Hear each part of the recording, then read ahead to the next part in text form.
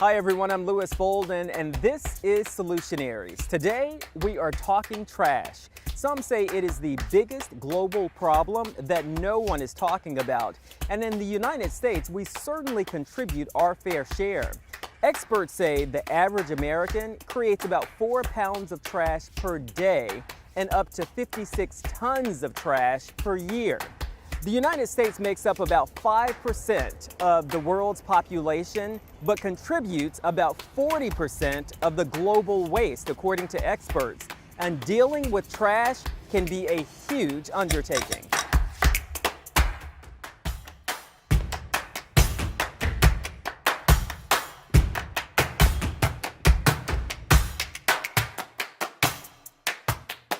Think about it. How much plastic do you use every day, every month, every year?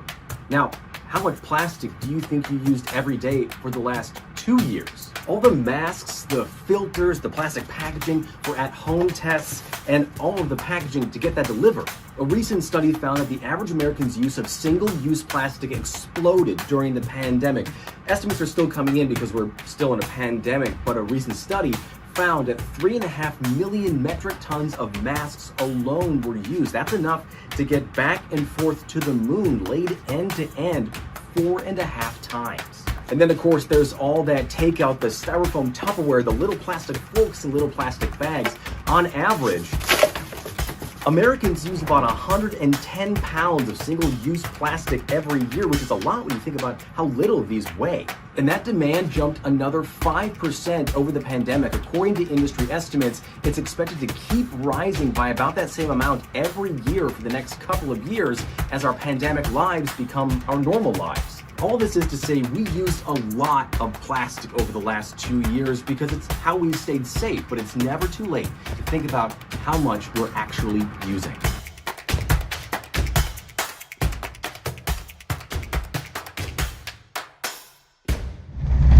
Go into any store right now and buy pretty much anything and you'll find packaging that looks like this, or this, or this. Shrink-wrapped, sealed, and stored, all in plastic. And the one thing all these have in common isn't that it just seems like overkill to put all this packaging around products, it's that most of it can never be recycled. But why did we start using this in the first place? Pretty much since humans have been making stuff, we've been making things to put that stuff in, known in the packaging industry as flexible packaging. The first recorded pieces of packaging date back to ancient China in the 1st or 2nd century BC. Sheets of bark were treated and used to wrap foods. As time went on, obviously companies experimented with and still use what's known as rigid packaging, like glass or metal. I mean, Coke bottles are still iconic, but plastics have dominated the last 70 years.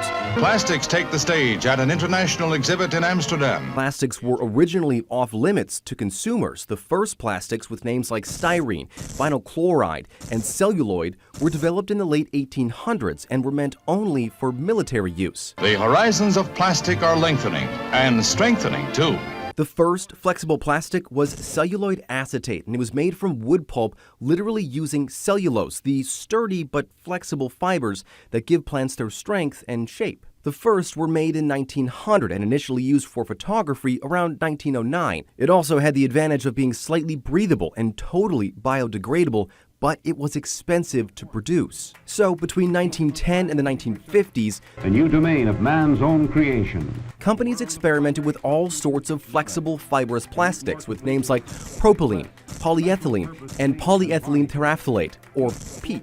Here it is, the most amazing food wrap ever developed, which becomes the most used plastic by the 1980s. And people were excited about these new plastics. I mean, really excited. Just look at this video from Dow Chemical that I think was made for high schoolers or something. Chemistry needn't be a drag. Just take another look, it could be your bag. Anyway, all of those have a few things in common that made them great choices for packaging. For starters, they're non-breathable, so they can keep food fresher for longer. They're generally clear, so consumers can actually see what they're buying. And maybe the biggest advantage, they're just cheaper to make than other plastics. With the rise of e-commerce in the last 20 years, flexible plastic has become the most efficient way to ship things we buy. One study found Amazon produced 465 million pounds of plastic waste in 2019 alone. That's enough to make those air-filled packaging pillows that come in the boxes and circle the earth 500 times. Plastic waste has also become a huge environmental and health problem. In the United States Great Lakes, researchers found that 10,000 metric tons, or about 22 million pounds of plastic waste, ends up in the ecosystem of our largest bodies of fresh water. And in the ocean, 80% of the litter is plastic. And it never breaks down, creating what's called microplastics, which end up in the food chain and eventually in us. Just this year, scientists found microplastics, these microscopic pieces of plastic that get made when plastic pollution is ground down over time, in human blood. The thing is, we know this, and we've known most of it for a long time, but we are really bad at recycling, and not just sort of bad, but really bad.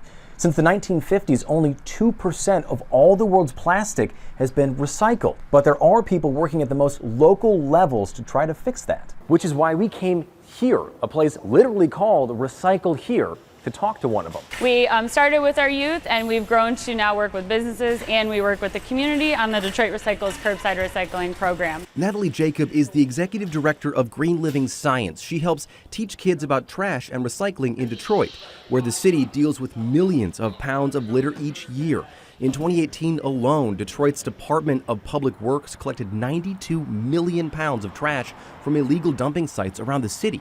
People like Natalie have been instrumental in getting recycling into Detroit public schools and apartment buildings downtown, including the one I live in, which I didn't know until we talked. Their lessons are meant to teach kids about recycling, why it's important, and how they can start recycling. For the education to be impactful, we have to have some scare factor in there, so we do let them know the negative impacts plastic has on the animals. In some cases, we have shown them pictures. It breaks their heart to see it. It breaks our hearts to see it. And so we do have some element of that, but we do focus a lot more on here's what you can do, and here's why it's important. But at the local level, getting kids to think about recycling can create a lifelong habit, and one that trickles up to their parents. Kids get it. Kids get it more than their parents do. One of the things we hear the most is that the reason that a family is here is because of their child. So they learned about it in school, they made their families recycle, and they wanted to come here. But it's only part of the solution. Well, all of this is great, and it helps on the small level to clean up our neighborhoods and cities. Solving the problems of plastics is not something that we can crush our way out of. It's going to take real change at the biggest levels. And that's where the work of researchers like Michigan State's Dr. Mohammed Rabnawaz come in. Plastic recycling is a big problem. Literally speaking, today, 40% of the plastic that is produced, it goes into the packaging. And packaging essentially is creating almost 50% of the plastic waste. Dr. Rabnawaz works on developing new kinds of packaging that's more biodegradable and can help reduce waste.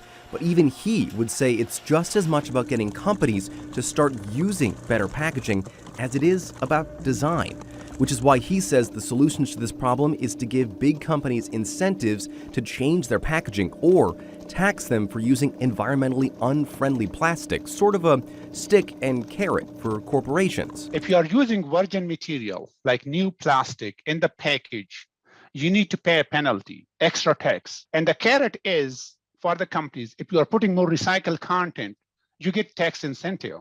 So basically giving them both options. You want to go this way or that way, you will have the benefits if you move forward with the recycling. And he says that stick and carrot method has already been shown to work. In the European Union, for example, companies are forced to pay up front for the cost of the plastics they use that can't be recycled, which means now 40% of their plastics get recycled. In the US, where we don't have that system, it's just 9%. But it is an uphill battle. Companies at every level of the plastic and packaging industries have spent decades fueling research and funding campaigns to keep non-recyclable plastics on the market. And it's worked.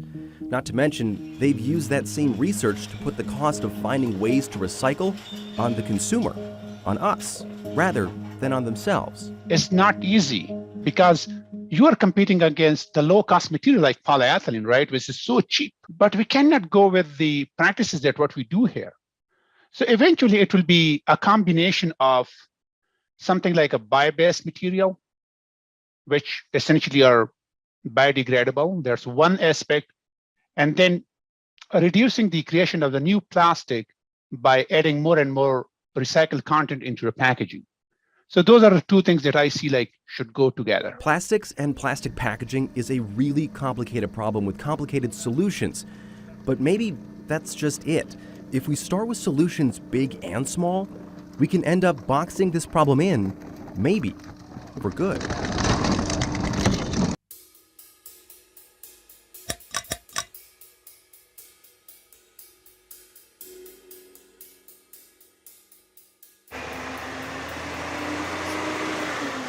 There are more than 126,000 workers who pick up garbage and recyclables from neighborhoods and businesses across the country.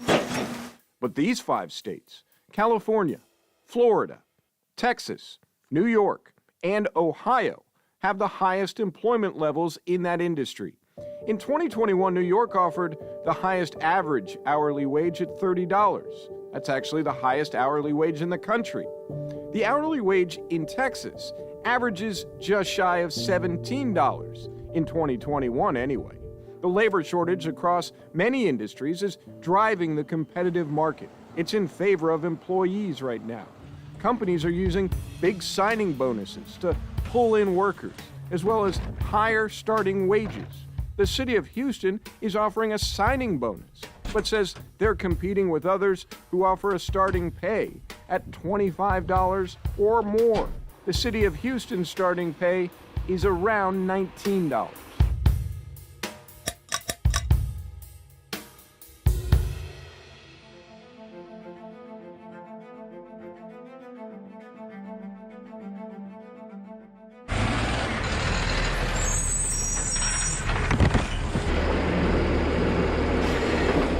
We've told the city to come out and pick up this trash. We really just want the trash to be picked up. Should it be that hard to get your trash picked up? I don't think so. Do you have enough people to do that job effectively? We are currently getting there. We currently don't. My name is Mark Wolfall, and I'm the Solid Waste Director for the City of Houston. Solid waste management is a competitive business. How many drivers are you short right now? Based on what we're seeing right now, we currently have about 50 vacancies. It means that at times services might get compromised. It's not that they won't be provided, but it may not be as scheduled.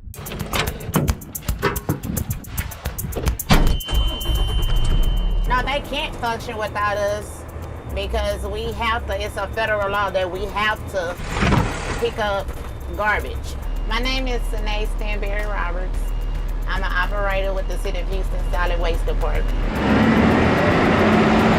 The city is growing more day by day, so as the city grows, we're not getting the manpower, the personnel that we need. And a lot of people, went to trucking companies because they were offering more money.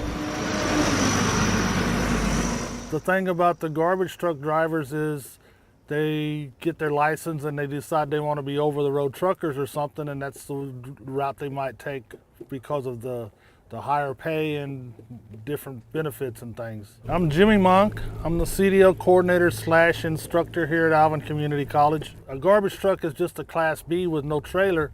They improve their ability by becoming a Class A driver, and the money is all over the road.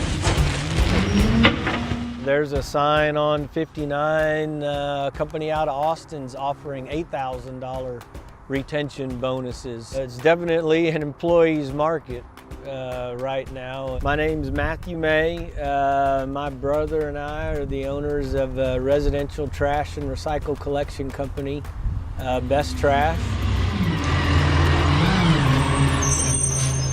We've had some trouble with employee retention with the market. The more competitive it gets for employees, the harder it is to retain them. We're definitely competitive, And You've got to be. With our insurance, health insurance, and we do an employee loan program. At any time, we probably have $50,000 to $70,000 out in employee loans. We're currently doing a market rate study right now, right? And we see where some of our counterparts in the industry may be paying $25 or $26 an hour. And that's a big fine. gap. That's a big gap. But the schedule, the work schedule that we have, you actually have time with your family. I do know that there are some opportunities for improvement. And one good thing about that is that our residents will see the difference. From a scale to 1 to 10, I like my job a 9.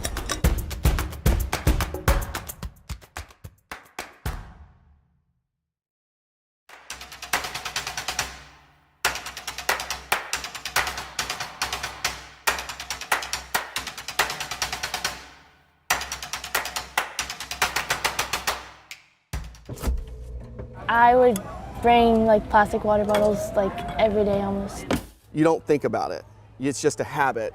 I played softball my whole life, so yeah, I definitely use Gatorade bottles, single-use plastic water bottles all the time. Plastic, as we know it, first surfaced in the 1950s, made from petroleum.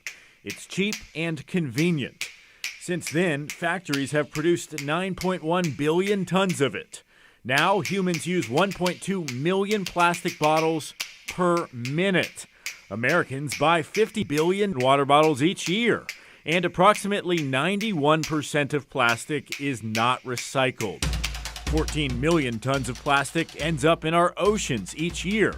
The plastics that make it to the landfill break down into tiny toxic chemicals, which leak into the environment. Studies have also linked plastics to health problems, from birth defects to cancer. My name's Morgan Eaton. I've been a volunteer with Beaches Go Green for just over a year now. We are an environmental nonprofit. Our goal is to basically eliminate single-use plastic, but mainly to educate the youth. Beaches Go Green has partnered with 7 North Florida schools, creating clubs and giving out free reusable water bottles, starting with student athletes.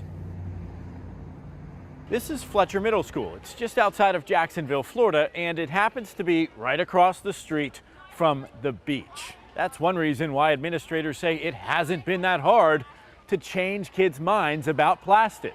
These are our Beaches Go Green water bottles. This is the club, obviously, our school, and our sponsor. I just like how everyone customized them.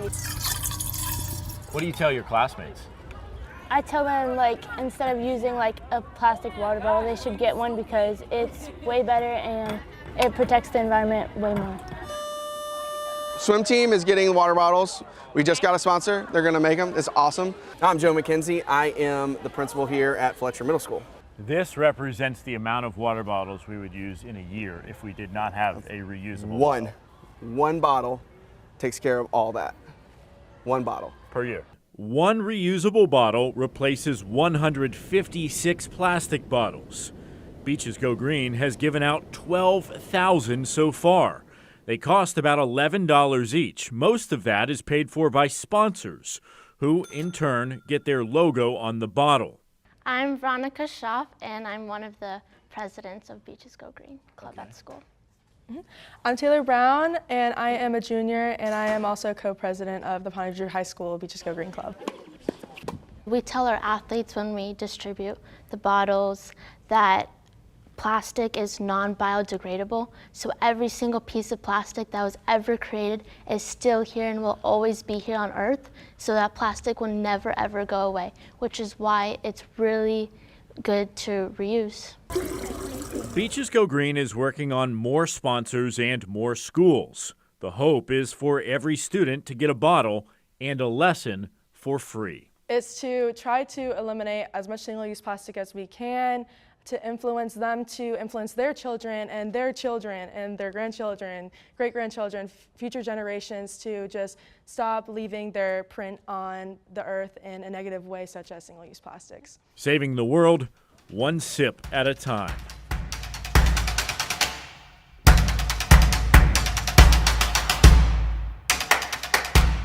Trash in our waterways is also a problem. Plastic bottles, plastic bags, basically anything that's man-made that's not supposed to be there is considered marine debris. Sometimes you can see the debris just walking along the beach. Other times the debris is so small you can barely see it in the water. These are often referred to as microplastics.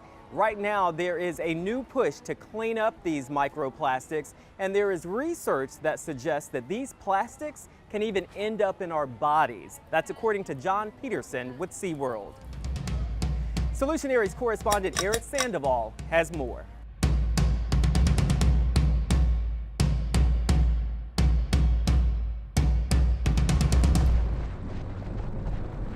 We're on our way to Cocoa Beach, Florida today, which is located in Brevard County, just east of Orlando. It's really one of the top tourist beach destinations in the state. A lot of tourists love it, spring breakers, locals, myself included. And it's because all those people love to go there that they've really struggled with the garbage and the trash that's left out on the sand. We're going to check out an experimental technique that they've deployed that they say has the potential to make beach cleanup a little more efficient. The president of Keep Florida Beautiful reached out and they're like, hey, you want a robot? I'm like, yes, I want a robot. So a couple weeks later, it showed up.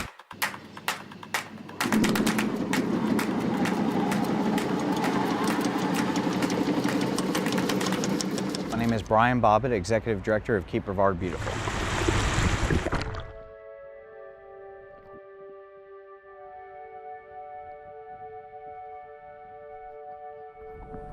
You know, this is my home. I want to make sure it's clean. You know, we see people that are here with their families.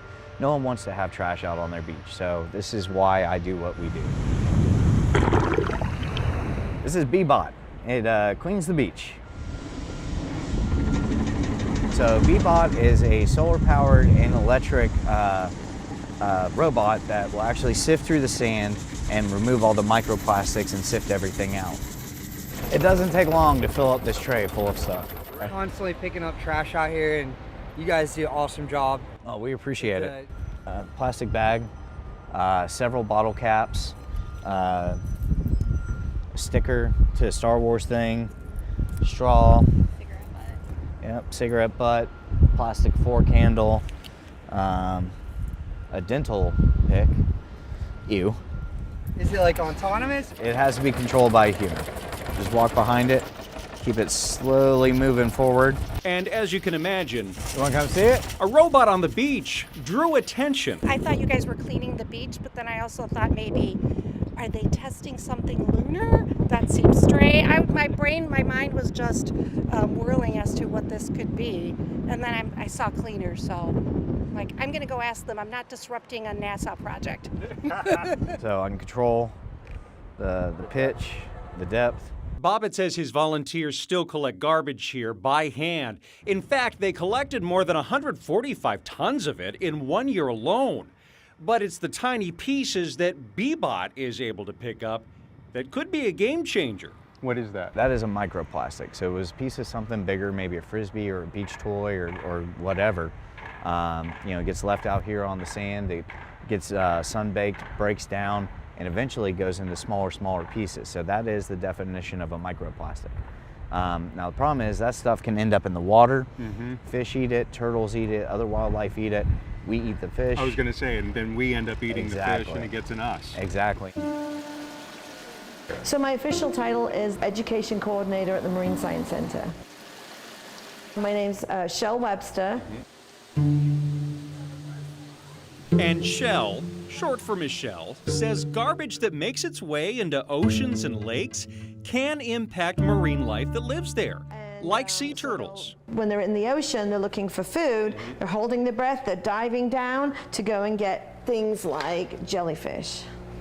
And then you're diving down again and you're going down for another jellyfish, but showing them that it looks like a jellyfish. It's a grocery bag. Right. And that's why this is, you know, I love the fact that you love this one. This is great. My little plastic bag in the water that just looks like a jellyfish. Hi, my name is Alyssa Hancock. I am the Assistant Manager of Sea Turtle Rehabilitation here at the Marine Science Center in Ponce Inlet, Florida. So in here, we're actually in our sea turtle hospital. And it's inside this hospital that Alyssa and her team have helped save the lives of more than 25,000 reptiles. A lot of those were sea turtles who were trapped in garbage. We've got some fishing line. It gets entangled around their flippers as well as around their necks. So Ghoul was one that we actually found plastics in his GI tract. So all of this actually came from one turtle. So unfortunately, we do see this a lot with these guys. And I don't know if you can tell, but it's actually really hard plastics. So the problem with that is if it's going through his gut, it's actually going to cause lacerations and issues with his gut as well. If they're eating seagrass or anything on the bottom of the ocean, you get that plastic down there as well. That has to be heartbreaking to see. It's really hard, especially when we've worked with a patient so long, and then unfortunately, if they pass away due to plastic ingestion, or if we find it later on, it's really tough for us. How do you get through that? Kind of just have to focus on the ones that we can release and the ones that we can help, and know that we're trying our best for all these animals. Oh, that sounds so easy though. I mean, it's not that easy, is it? It's not, no, unfortunately, but we just have to focus on the good. We would really like people to focus on lowering their plastic use. So, we try not to use water bottles. We try to use reusable water bottles. Don't use plastic bags. So if you have reusable bags for shopping, that can really help as well. But until more people latch on to that idea, Bobbitt says bee-bots like this will eventually be cleaning 30 beaches across the state of Florida. This thing is just the start. Like I said, it's the first of its kind in the country, and we're very honored to have the opportunity to be able to test it out.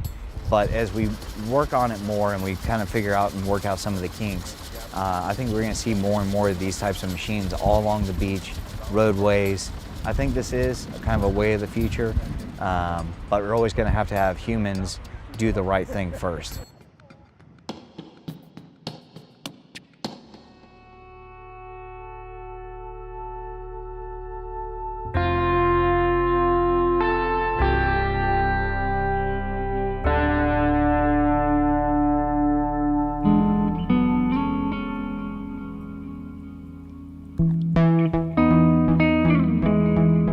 Center is a 501c3 nonprofit. It's a nature center that focuses on hands-on, feet-wet opportunities for education, exploration, and conservation. We just want people to have accessibility to the environment, and we want people to understand that our natural resources are invaluable. I'm Tess Taylor-Tynes. I'm the Conservation Science Coordinator at the Marine Discovery Center.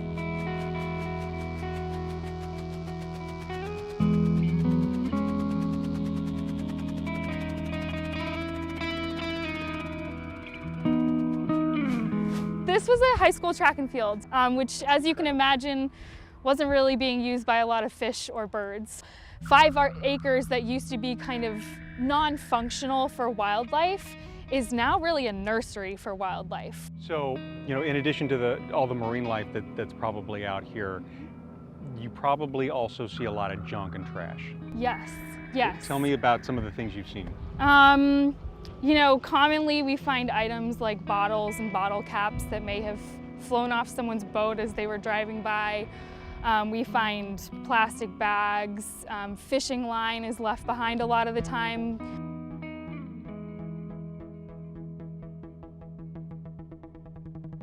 So the Florida Microplastic Awareness Project started out of the IFAS extension of University of Florida. Okay, I'm going to be collecting a water sample from the kayak launch. Ed Loomis has been involved really strongly through microplastics since the beginning of our involvement with the studies. I have orthotics inside that are fairly new, and I don't want to destroy them. Citizen science is a huge part of the mission at Marine Discovery Center. It's a 1 liter bottle. And the whole idea behind citizen science is that we can have people from the public getting involved at a scientific level without having to go through the labs or the master's programs or what have you.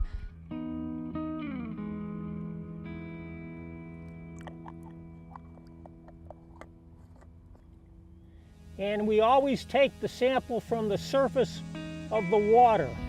And this is the sample we'll be analyzing. I think using citizens allows us to not only gain a better perspective through that data, but they can also educate others around them. So it's quite literally a ripple effect. Back to the laboratory to see what we just collected.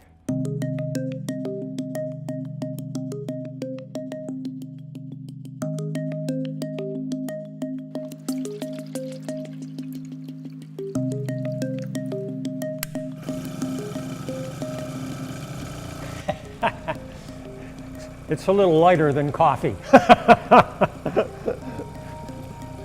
It might be green tea, maybe. So when you're done with this, you're going to take the filter and then put it underneath Right. the microscope to Right. see. I'm looking at every little square on that filter.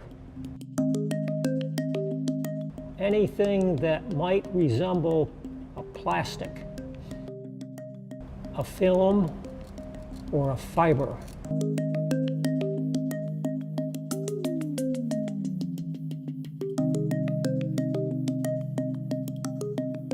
I just love the outdoors. I just love everything about nature. And it's just, I've been that way since I was 11 years old. Now I'm 79. Volunteers, especially ones like Ed, are completely invaluable. It's almost indescribable how important they are to us. It keeps me young, and it's wonderful working with young people. So this is a cooler full of archive samples from our last project. We have a 3-letter site code from where the sample site was taken. I could probably fill a storage unit full of them if I really wanted to. My thoughts are that it's pretty inevitable at this point, but those little Petri dishes are like little things of hope for me. This allows us to gain a better understanding of this environmental issue in our local area so that we can tackle it in the future. Somebody's cast netting. And someone like Ed can say, I'm part of the solution and that I'm providing data. Yeah, I see a lot of hope in the work that we've done.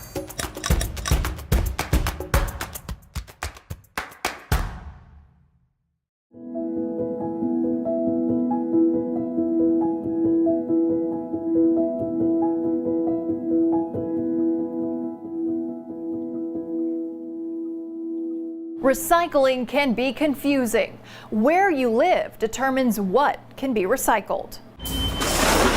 For example, in Salem, you drop off your recycling in a big bin that everyone dumps stuff into. These centers accept cardboard, plastics 1 and 2, aluminum cans and bimetal, and paper, but they do not accept glass.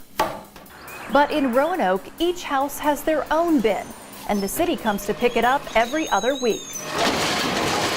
Roanoke City takes everything we just mentioned and glass, so it's important to check where you live and what they recycle. And if you move, check again. Here's the big thing. Plastic bags like you get from the grocery store cannot be recycled. Plastic bags and the film that comes around a case of water are the biggest recycling headaches when it comes to sorting all of it. They tear, slow down conveyor belts during processing, and clog up the machines at the recycling facility.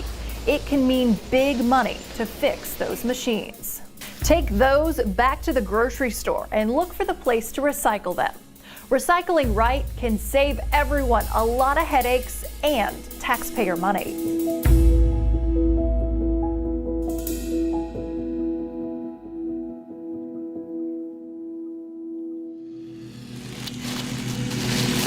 I take pride in my community. I think it's important for everyone in a community to take pride in their community. I care about my environment and I care about the critters that live in it. The recycling reduces the amount of waste that we end up having to put into the landfill. I think it's important for people to understand that they're also part of the solution to the problem.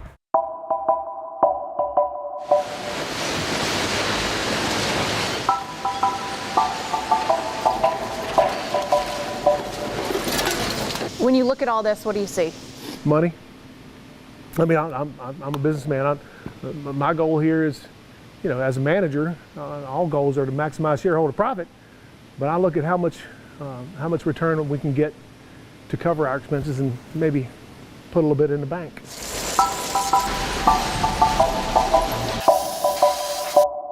I'm Billy Basham, Director of Facilities, Roanoke Market.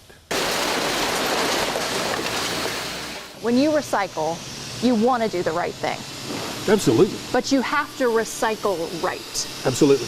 Or what happens? The key to the whole process is to only recycle what is recyclable in your community. One of the biggest challenges we have is good, clean material in a bag tied up. So why is this a problem for us? Well, if we don't open this bag from the beginning, before we load it into our system, the bag is just going to go through the system and everything in it is going to become invaluable because it's encapsulated in a bag. So what do you want people to do when they drop off recycling? That's a very good question. I think I can demonstrate that. When they carry their recycling to the recycling center in this bag, dump this into the container and put this in the trash. You know, everybody thinks it's plastic and it's got a recycling label on it so I can recycle it. So I would like for them to think about the items that we are able to have recycled locally. Number 1s and 2s, plastics, aluminum cans, bimetal cans, cardboard and newspaper and mixed paper. And then everything else is considered municipal solid waste or garbage. We find tires, rocks, dirt. You couldn't imagine how many pounds of hair extensions we pull out every day. Diapers, soiled diapers. When somebody does not recycle right, what does that mean for a city? So for a city, it's going to cost us. It's going to cost the taxpayer. We're going to have to pay a higher rate to have that debris removed from what's supposed to be recycled. And so it just drives up the cost for everybody. All localities have to meet a 25% minimum recycling. So you take all your garbage that you haul to the landfill, you divide that by 25%, and your locality has to recycle a minimum of 25%. Every year I've turned in a report that I have to list all the tons of plastics, aluminums, oil, antifreeze, tires, batteries. What happens if you don't hit that 25%? I've never had to go there before. When people know what to recycle, it makes recycling cleaner, right? Absolutely. My goal is to process 80 tons a day. The stuff that I and my customers find value in, then at the end of the day, I've got 80 tons of material that I can sell. That's just not the reality. I'll have 40, 50 tons of material I can sell, and 30 tons of material I need to take to the landfill.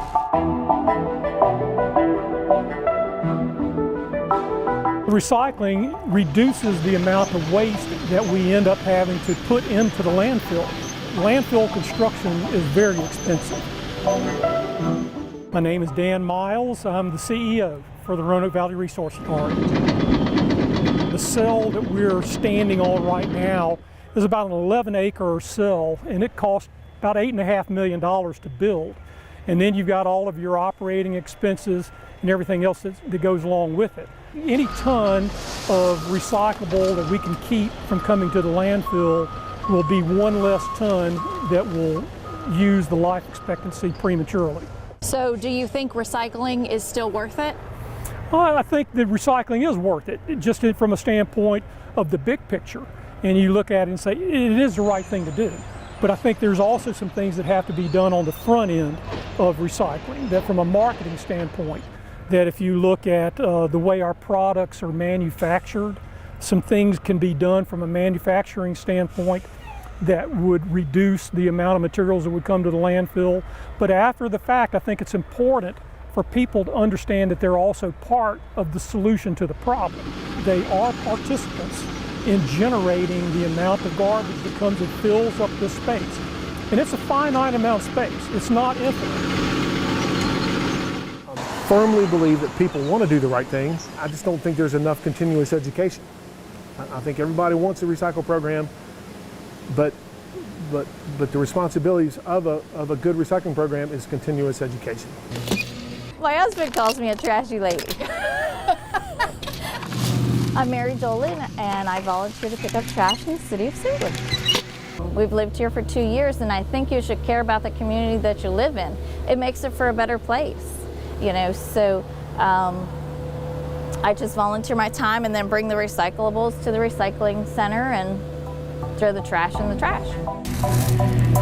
Everybody just has a different way of volunteering, and when there's more volunteers in a community, you have a better community. So I think that's why I do it.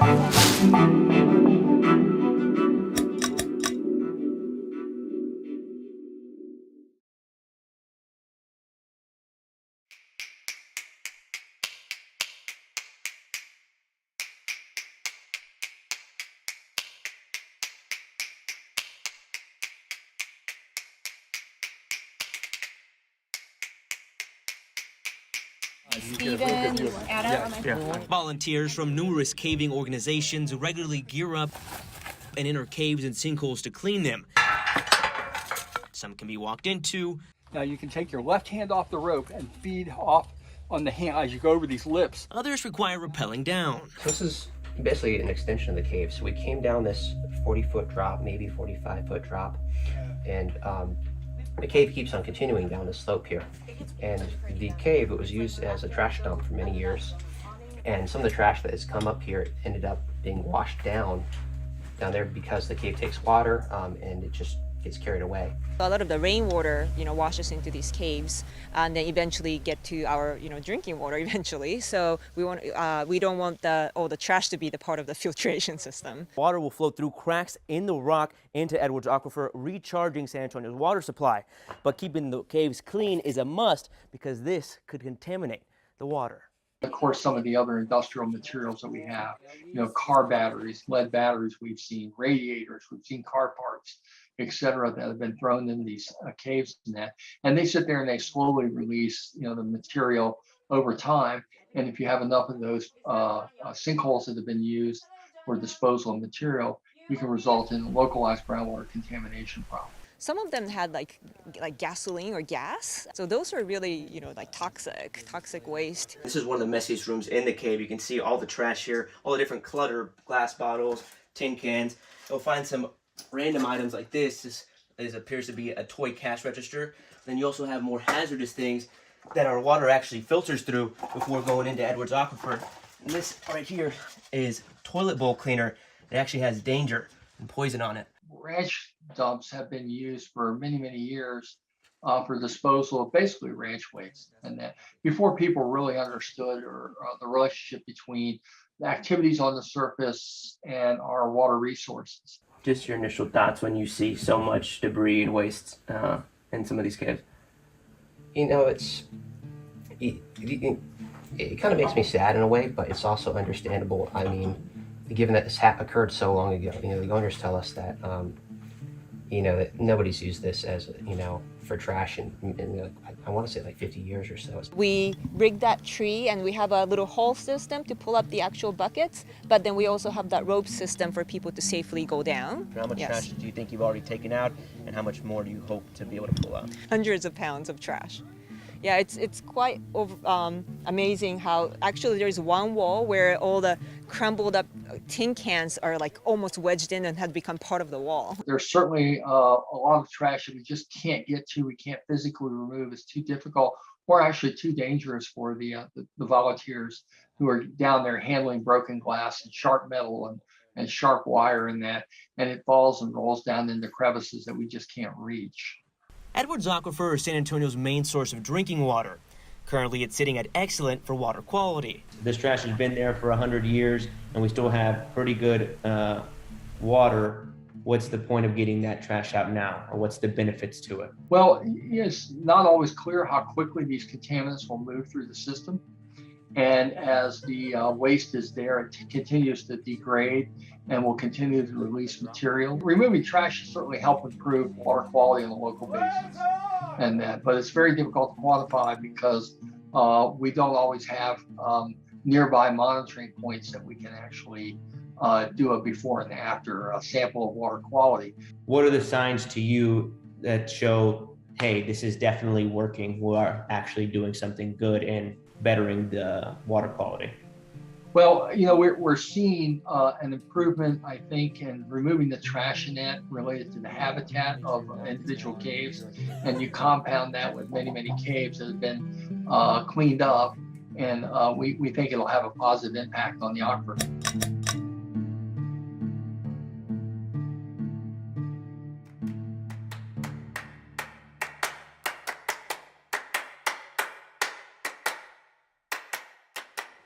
A vision so beautiful, slowly being destroyed. I just find it a win-win-win.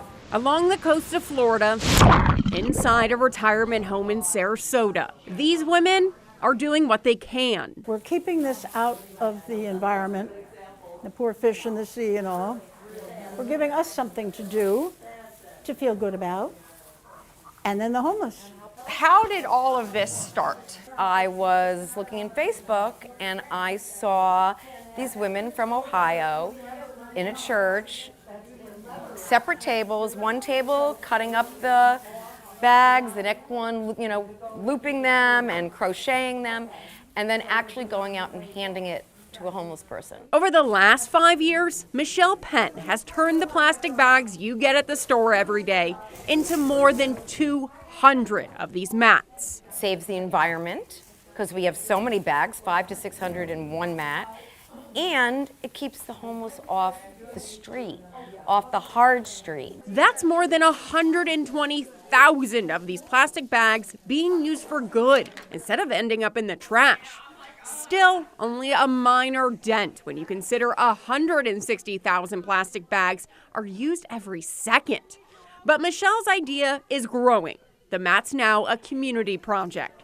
People giving so many plastic bags to Michelle, she started teaching others her skill. We're the loopers, and then we roll up and make balls. Like an assembly line, everyone has a role at the assisted living facility at the Bay Villages. I guess we retired people don't really have a super whole lot to do, and I am in a motor chair, so I can't get around much, but I sure can do this. The women meet once a week for an hour. How great is this? You get to sit here for like an hour? Yes. And Chit-chat, gossip. But these mats are time consuming. First of all, they're over there cutting them, the bags, and trimming them. Then they make this, which she told you was plarn. It's poly yarn. That's how it got the name. And then we roll it up into balls, and then we start crocheting. So how long does it take you to do this? I can't give you any time frame because I don't do it that often. And also hard on the joints. I'm about paralyzed now. But the work rarely stops. We are moving and grooving over here. Knowing each bag, loop, and eventually mat serves a greater purpose. It's kind of thrilling for me to watch them accept these things. They're so pleased. After a dozen or so mats are made, the women take a field trip, personally handing them out. I couldn't go because I knew I would cry. Oh, well, it was hard for you. Yeah, I'm very sensitive and I knew I would cry. I mean, because we have so much and they have so little, it's just heartbreaking. Which is why through the pain and many hours, the work gets done for moments like this. We met this woman who says she's been homeless for the last couple of years. So you don't have to lie on the ground. These are the grocery bags? Yes. That's what I was looking at. Right, Publix. I see. Walgreens. Amazed by the intricate detail that goes into one of these mats. What does this mean to you? It means that I got something to sleep on and be comfortable. And it was joyful to get this, because I wouldn't have been here. I was just about to go catch the bus, and I'm so happy that I stayed to get me something to sleep on comfortable. Some things don't come to you. No, they don't. Some don't come, but the blessings do. A true win-win-win for everybody involved. We'd like to hear what you think about the topic. Leave us a comment below. And be sure to subscribe to our Solutionaries channel. We're just getting started.